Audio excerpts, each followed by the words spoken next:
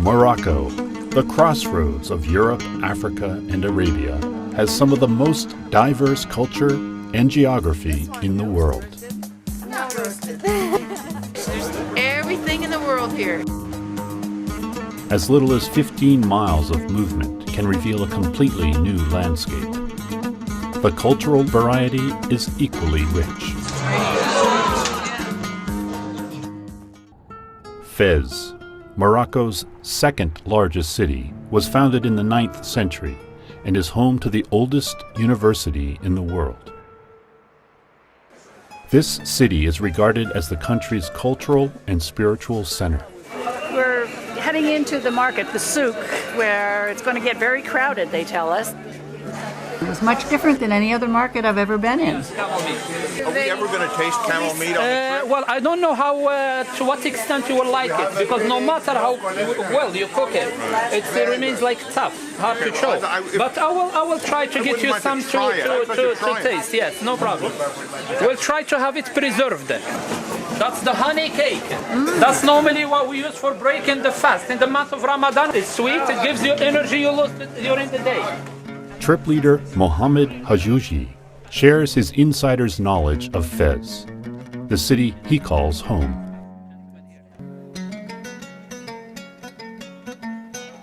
This is our first Arab country. OAT, we've just done it before, and he's very professional. There's never been a problem with the guide, so there's a lot of confidence in that. You see the goat skin container?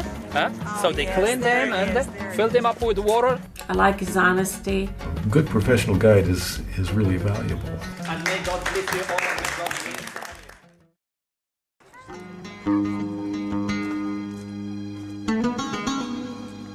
will. Africa's Sahara Desert is the size of the United States. It is the biggest source of sand and dust in the entire world. My most exciting part was that sandstorm.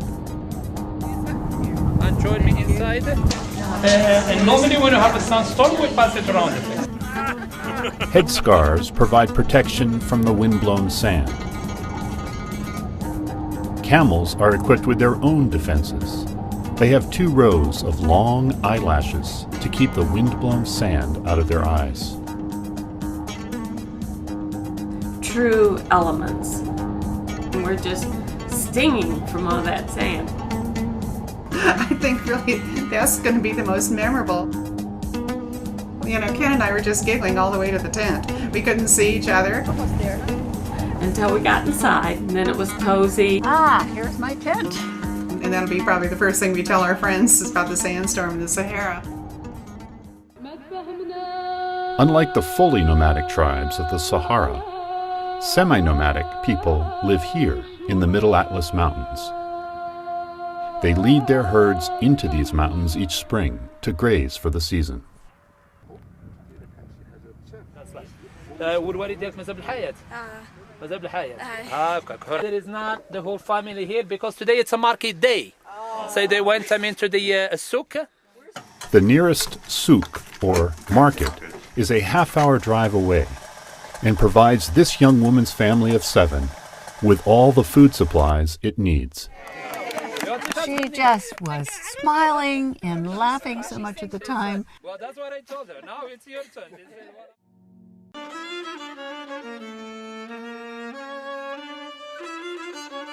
Tenahir, Morocco is a prized oasis city, providing a lush retreat from the arid ruggedness of the surrounding Atlas Mountains.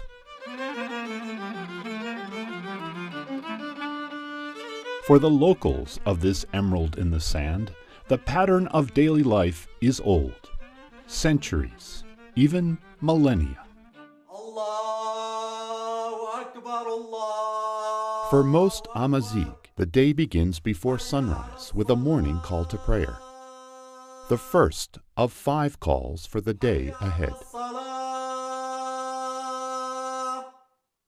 Then it's off to the market or souk, where locals will bargain for everyday necessities like grain, clothing, and especially livestock. Once a week, this town's live animal market is also a place to share stories and socialize. Animals are central for many households in Tenehir, but for the semi-nomadic people surrounding the city, they are vital. In these families, the men tend to the livestock. The women look after the family. For all families, traditional Moroccan cuisine served at lunch and dinner has changed little over time. Tagine is a local staple, commonly eaten with flatbread called hobs. While education in Tenehir has improved recently, for many children in the more rural areas, access to school remains limited. Some young students in the region have a long way to travel to school. Very good.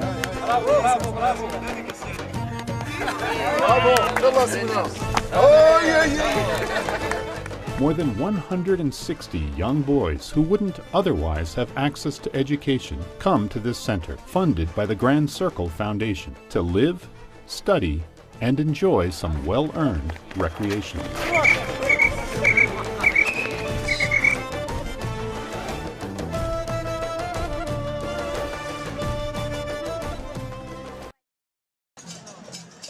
Marrakesh's main square is arguably the busiest in Africa.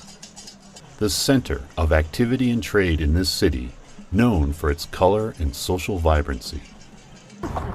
See, we've had mules, donkeys, camels, and now we're in a carriage. Now we're moving up each time.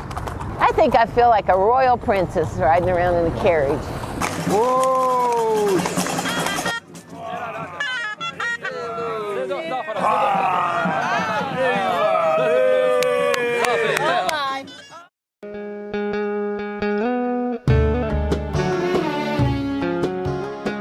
From the beaches of the Atlantic Ocean, to the snowy peaks in the Atlas Mountains, to the desert sands of the Sahara, Morocco is a land of stark contrasts. Each day, a new discovery. Was so furious with my children when they got a tattoo. You only live once. This is completely out of the normal range of our experiences, so I just love it.